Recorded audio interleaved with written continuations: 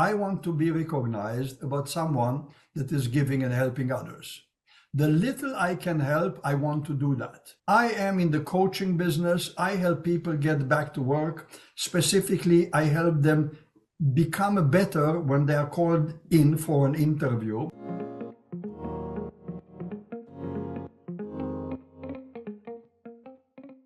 The legacy I would leave behind is that a woman who lived life fully. Okay. Fully. Lived. Truly lived her life. Truly lived her life. And journey was beautiful and very, very just as happy to go to the other next journey. Next journey. So next celebrate. I told my kids, even in my bell, I said, you know what, you're going to have the best party. Just, just enjoy. Just live your life. I think we all have opportunity to serve. It doesn't have to be food or money or any, I think, and when somebody cross your path, my intention is that they should feel better than before. Wow. That would be, not that I do it all the time. I push lots of people's buttons because they'll be watching and they will say, you lie.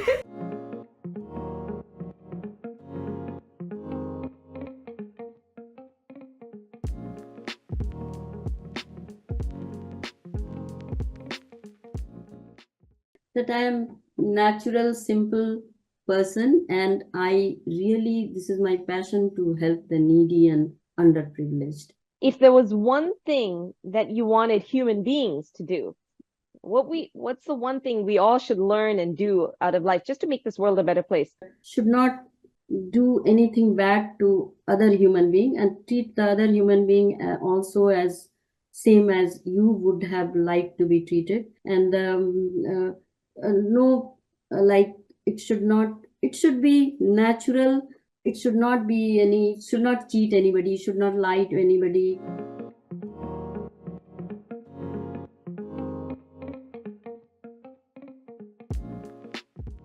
I want to be in the Hall of Fame of helping people. And I want to have that statue of so people remember what we accomplished. They remember Benny's Bodega, and it's not just a blip on the radar. So my legacy is that I want to leave a legacy of kindness and empathy, give back / understand that struggle happens to all of us. It's a responsibility to help the fellow person because your success most likely was contingent upon other people. So that responsibility to me is important, and we all should give back. Now, how you give back is up to you, but there should be a responsibility and an empathy and a kindness towards your fellow person.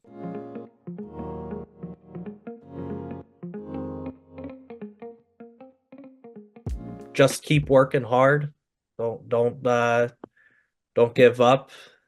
Life is definitely short.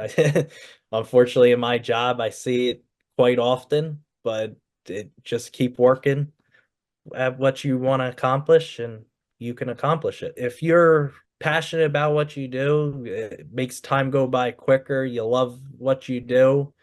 and it's much easier.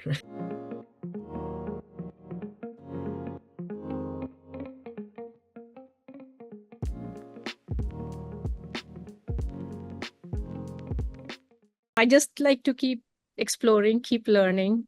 As long as my age factor doesn't become an issue with firefighting, I would like to continue that. It does take a toll on physical abilities, but I wish to do more as firefighter, as EMT. It's like our own home away from home.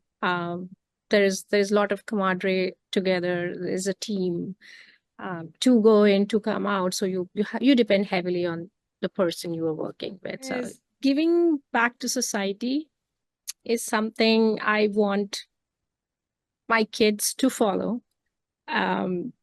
This is something you're not depending on anyone, and yet the more you help, the more you go out, the more fulfilling life you lead, and that gives a sense of compassion, and also it pays forward. You do something good, it will come back to you in some or the other way.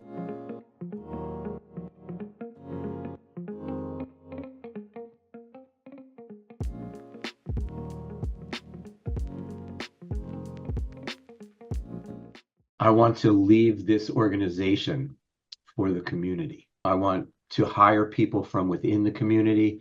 I want the community to ultimately run it, you know, and I want it to be a part of the community. One thing that I believe I've learned in the 8 years now that I've been doing this is that people of color don't necessarily want a whole bunch of white people to lead them.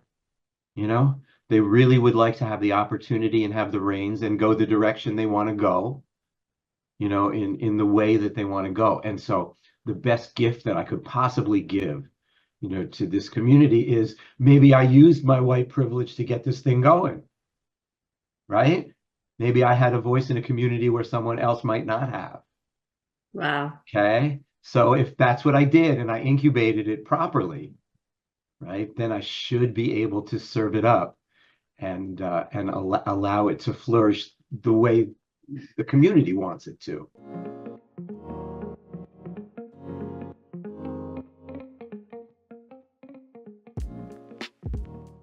What I do is different from all my competitors, and it's labor intensive. It's one of those things that if you don't have a passion, it's not going to be the business for you, at least the model that I have.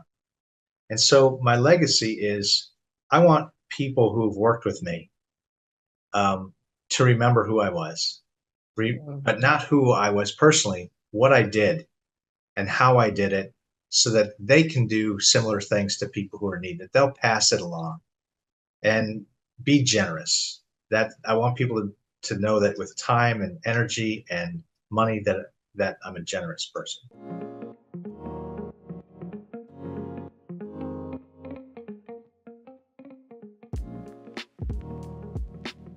I've spent a lot of time here building community through volunteerism, especially in my synagogue, that I've done a lot of things to start programs to involve more people, and building community, I think, is just so important.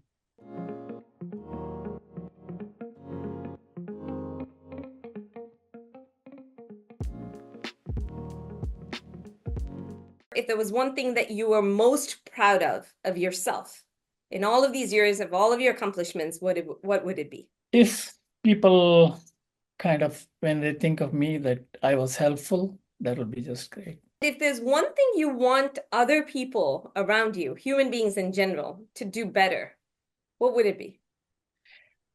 I think be cordial, courteous, and be helpful to others. I think that always spreads, and I've seen this. Definitely, it does help.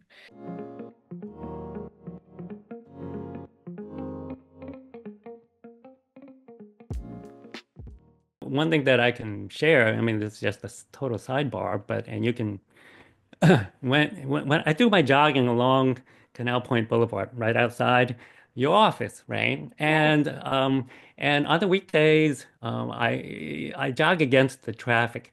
Now, what I want to share is that one of the things that I do routinely is to wave at anybody that I see at that hour, which is generally between 6 and 7. Most people, Look the other way. yeah, because or they think I'm strange or whatever. And I've actually gotten to the point where, because especially when it's daylight, I wave at the drivers going by me. The speed limit's 35, so they're going by pretty fast.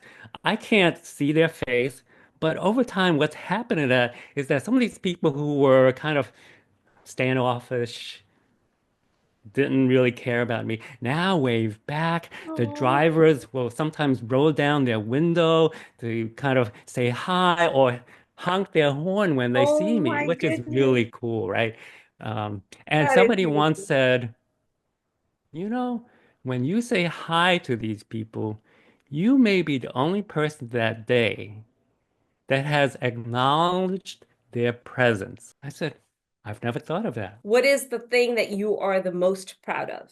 You know, I've not thought about it, but this thing about waving to strangers, I, and it sounds really weird to kind of rank that as something that's I'm most proud of, but it's a bit of this breaking through anxiety, but also kind of maybe I am touching some people in a way that they may not experience for the rest of their day. Um, and maybe touching them where they don't have to be lonely that day. And if that's the case, my goodness, it can cascade out. What's the legacy you want to leave in your life? What do you want your grandkids, for example, to remember you Yeah, by? I just want to be remembered as someone who did his fair share to make the world better. Very simple, and pretty straightforward. So I'd like to be remembered that way. And if there's one thing that you want all of us as human beings to do better, what would it be? Take in nature, talk climate change. Just talk about it.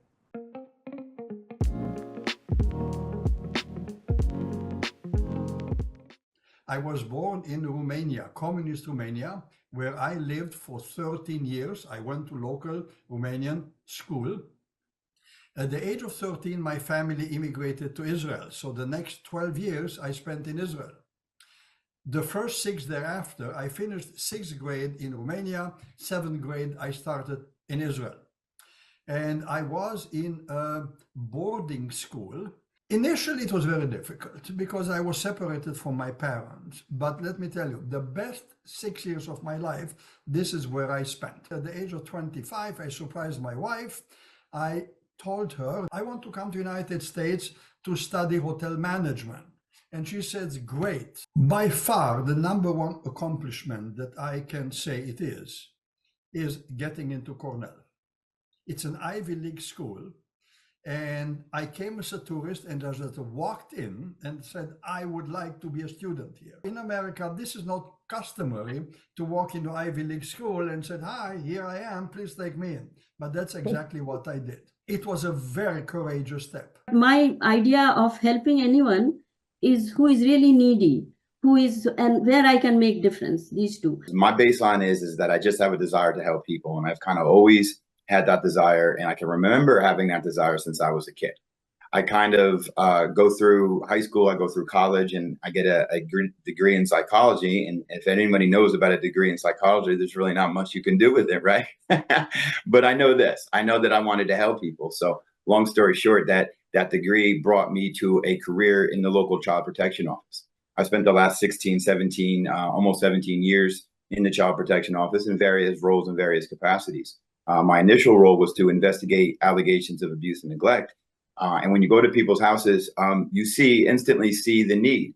And a lot of times that need was just, we're hard, we're working, and X, Y, and Z occurred, and we just don't have things to make ends meet on top of, why we were there. I moved down for the summer, and got a job with a local marketing company.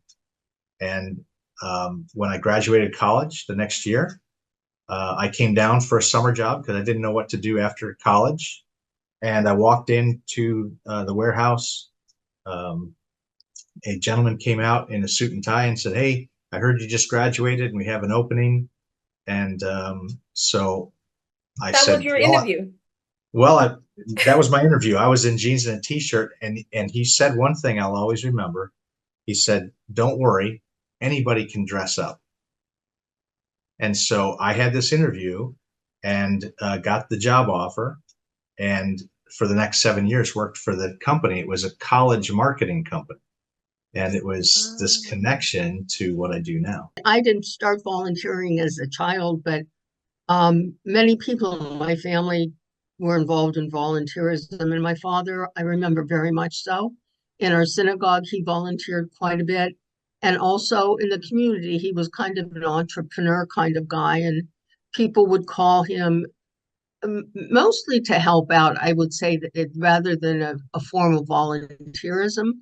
But I had aunts who volunteered in the library, at the senior home, in gardens, local gardens. And so there was a lot of volunteerism around that I always noticed. I'm still actively involved with the Princeton Adult School, which is a wonderful organization in Princeton that reaches throughout our larger community. And we're in person and on Zoom. We offer over 300 courses this semester alone. And so I've been involved with them for about 8 years. And I worked my way up from being on the board to being a chair of a committee and to the executive committee. And now I'm president. I think my biggest skill set is working with people. Some people said, "Are you still volunteering for this organization?" And I'm one of those people like, "Oh man, you got me," and I'm a lifer. Let me start with Mom. Mom was an immigrant from China, but she was amazingly compassionate to the point where we'd walk through Chinatown in New York City, where we lived, and she would notice that some stores had no customers. Now, most people would just blow right by them, wouldn't even notice, right? She would somehow kind of catch wind of these stores that had no customers, and she would feel bad and would go into and buy something just so that they would have some business. And I think that kind of set a model of behavior for me to care about other people. So I've always felt an urge to serve others, to help others.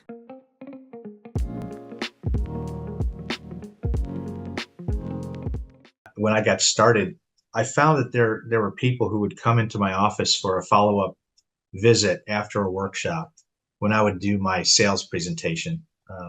And when I get to the pricing, they would drop their head. And maybe it was a mom, and I found out that she was a single mom and that she didn't have any money. And so I started at that point to begin to give my services away for free to about 10 families per year. And that was the beginning of the idea. Wise Up, our goal is basically to see these at-risk students. They have proven desire and ability. Generally, when we talk to them, you might not see it in their everyday life, but when we talk to them, they have a proven desire and ability, but they just don't have people around them who know what the steps are, how to encourage them. And so we want them to achieve success in higher education, in their careers, in their life choices, because only 1 out of 10 students who are at risk finish with a college degree. And we're in our, I'm trying to think now. So we're in our 3rd graduation sequence, and we now have 5 students who've graduated through college. 2 of them are going to grad school, and 3 of them are working. And and every year now we're going to have more and more because you know, I think we're working with 40 students now, and we have a full-time student recruiter who brought on eight more students so far in the last 2 months. So there's a lot of students who need help, and we're trying to reach out to them. I turned my back cubicle into the original bodega, where caseworkers could come and they could shop for their families and bring it out to their families and kind of help those families with those basic needs. Your food, it was dry goods, so it was non-perishable, and it was clothes, and it was cleaning and hygiene supplies. It all started with, you know, people believing in me and believing what I was trying to accomplish then for the families within the Child Protection Office. I'm also a volunteer firefighter, and I like to do a little bit more of volunteer work here and there too. My family thought I am crazy. They still think I'm crazy. Their only condition was don't die. Don't go and die there. If a child really sticks to the program, every 8 weeks, if they do 4 hours of class time a week per subject, every 8 weeks, they'll increase a full grade level. So if you start with 4th grade, it doesn't have to take you 6 years to get to 10th grade. You understand? Give us a year, and do the work. Schools will graduate you if you haven't done the work. You see, when you come from our school, you're going to be able to pass those tests, right? So you have to do the work. This is not a diploma mill, right? Think of the spread. Think of the difference between someone who is on subsidy for their whole life, right? Section 8 housing, food stamp subsidy for their entire life, compared to someone who, makes somewhere between, like, say, $60,000 and $85,000 a year and pays taxes on that money and spends that money in the community.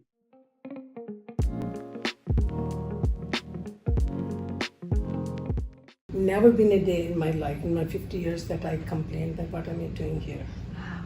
Love the people, love the campus, my job, and I met most beautiful people on campus. I even had a cup of coffee with President Carter. Oh my goodness, and that's I fantastic. had met with Dalai Lama, Meryl Streep, and all those, Princess Grace. This was in, President Carter came in 80s. Princess Grace was in late 70s or 80s. So in McCarter Theater. I spent 50 years in Princeton, and that my job gave me so much. What is the first thing you do when you get out of bed? I drink water.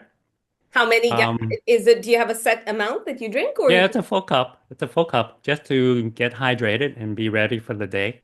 Okay. And then I do my meditation, 30 minutes of that. I do some stretches to get ready to go out and jog. So I try to step out to jog at 6. And all this is predicated on being back by 7 so I can sit down with my grandkids for breakfast. What's the first thing you reach for when you get out of bed? My phone. All right, tell me why. It's a bad habit, but yes. Anything urgent? Did I miss any call? I think mainly for calls. Did I miss anything? Especially from kids, they don't wake up. So, are you an early bird or a night owl? Oh, I'm so weird. Sometimes I get on a jag and I'm really early, and other times, no, I'm night. You're night. I'm Okay. strange. I'm ADHD. Okay. You have to so understand that. And I don't think of it as bad. I think of it as a superpower. So I just run with it. If you can choose one age where you can live in that age forever, what age would that be? I feel I'm 35 because I don't think I moved from inside. Love it. The numbers, the clock was ticking from outside, but I don't feel that I'm older. That you're older than 35. That's awesome. What is the one age that you wish you could be forever? 25. Ooh, my favorite age too. Why? So many things you could do, so much energy, not worry about the future, what comes out, in life and whatnot. So just carefree. I love the age I am right now. I really do. I love that. I'm fortunate to be very comfortable. I'm satisfied with my life. We're able to travel. I have a garden. I love to garden. I'm able to do that. And I live in this fantastic community. You know, there's so many people that I feel like I've known over the 30, 35 years I've lived here that I would never leave this community. And I'm just very grateful to be where I am at this point in my life. If you could eat just one meal a day for the rest of your life, what would it be? Chicken cutlets and mashed taters. Roti with dal. That's the best. Roti with dal. And I like to have egg. What are 3 things you cannot live without? My kids and wife, my profession. If you ask anybody, this is all I think about. That's all I think about. And the third thing, probably soda. Of course, my son and my, of course, husband and my passion. My passion is now my Pran clinic is my beyond my passion. Definitely my family. I would say at this point, Benny's Bodega. And then I would say 3 things I can't live without. My dogs at this point, yeah. Do you like sweet things or savory? I like sweets. Gulab jamun, jalebi. I have a terrible sweet tooth. If I ever ran for president and somebody wanted to like say, don't vote for him because he has a penchant for ice cream, even though he claims to be vegetarian or vegan, he has ice cream. So ice cream. I love ice cream. When I go to a restaurant, I really look at the dessert menu first, so I know what to order because I want to save room for dessert. What's your And ice favorite? cream is at the top of the It's list. the top of your list. So any favorite place? I love Carvel. What is the one thing that is unexpected about you that people would be surprised to know? I played ice hockey since I was 8. That I'm absolutely relentless. It seems like in my life, I've always been able to operate well from the underdog position. I'm 70-year-old and I want to do that. My passion, this is, that's why I wanted to be physically fit to do all this, go to India and go to those remote villages and do all what I want to. I want to continue doing it as much as I can. As long as you can. So that's why I wanted to fit myself. I joined a dance class. Look at that. So see, when I asked you the question, what is the trait that most is unexpected? That is your trait. People are usually surprised. Really, you do stitch, you do cook, you do You stitch. Sometimes, during the mass stitching, I like to read Hindi literature. This is something people may not know. Music is I'm more into semi-classical, classical, that also. So I don't sing well classical, but I love to sing. My name is Simme, S-I-M-M-E. You Right. put an R on the end and it's simmer.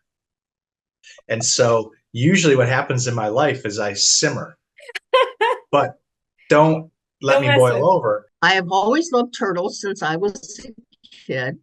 And a friend gave me two of those little tiny turtles that you used to have in a plastic container. Yes. And I kept them, and my son was working at Petco at the time, so I kept getting bigger and bigger and bigger aquariums until they got to be about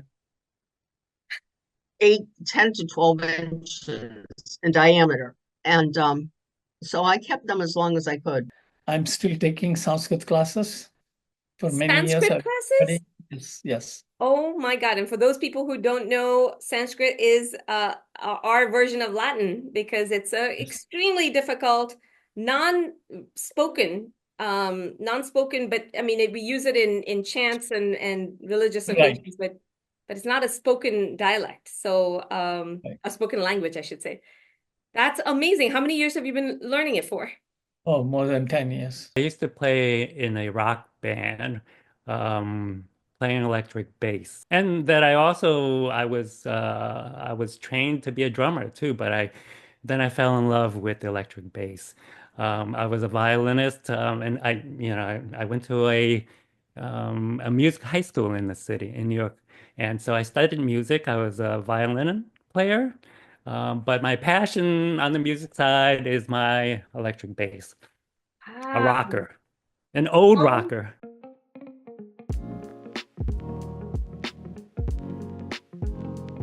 If you can go back into your childhood, what is the one advice you would give to your younger self? That's such a great question. I think I would tell myself to choose the right people to be around and to make decisions according to people and how they treat you, and not necessarily what they can provide you. I want people to be more compassionate toward each other. It's not about yourself, it's about others. Listen to others, help others. We live lately in a society that my opinion counts and yours doesn't. And this expressed politically, locally, globally, and everywhere. So I want people to be more understanding of the other party and willing to accept other opinions. To my younger self, probably try harder in school, get better grades. I always said that I didn't like school when I was in school, and I'm still in school. And you're still in school. You did. Yep, I'm still in school. I got a bachelor's in fire science. I'm working on my master's in homeland security, and Oh my I goodness. take a bunch of classes regarding stuff with the fire department. Right now, I'm in Fire 2. I take inspector classes, investigation classes. So coming back to the same topic, how my dad would push, I would cry and I would hate him for this, and my mom would run to my mom, he's making me do, he would just go out at 5 a.m, make us work out and all those kind of things. Wait, he would go with you? He would work out with you? He would make us do it, all three of us, my siblings and I, and My goodness. four of us would be working out the whole time or doing all crazy things, play cricket, play hockey, play whatever we could do in India. 5 a.m. I guess. He would Amazing. my hair short so that it doesn't come in the way of my curly hair. So Oh my goodness. I would hate it that time, but if I had known this is what would become of me, I think I would tell myself this is for my own good. Go to Nashville. Why? Yeah, because that's where my songwriting capability would have shown. Interesting. Yeah, see, I was the bad part about the advice that I had back then was I was groomed to write symphonies, Okay. and I was terrible at it. I was just awful at writing symphonies. Okay. But I could write a song, and there's a path to songwriting, and I didn't know it. And if someone had just said, just do it, pick up your bags. I went to New York, right? Pack up your bags, go to Nashville, get into songwriting teams. That would have been an interesting life. But also, what a regret, right? I wouldn't have met my wife or had my family. And you would not have Age Out Angels. Yeah, well, that may have still happened, but because wasn't it the music course that you taught when you went back from New York? That I learned how to teach. That you learned how to teach, yeah. Yeah. So yeah, that was where I learned how to teach. That's true. Be confident. The reason I would say that is because plenty of times in my years of running a business, interacting with people, there are certain people who intimidate me, and there's no reason to be intimidated. So it comes from a lack of confidence. The advice would be to be more involved in my community, to take classes, to build community, to meet others, and to start volunteering at a younger age. Think a little more about the future, have some goals, very clear goals, what do you want to achieve in life?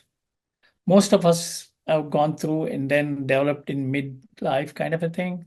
I would rather have had them, if I had them before, I think that would have been nice. No regrets though. Be more courageous about trying things that intimidate you.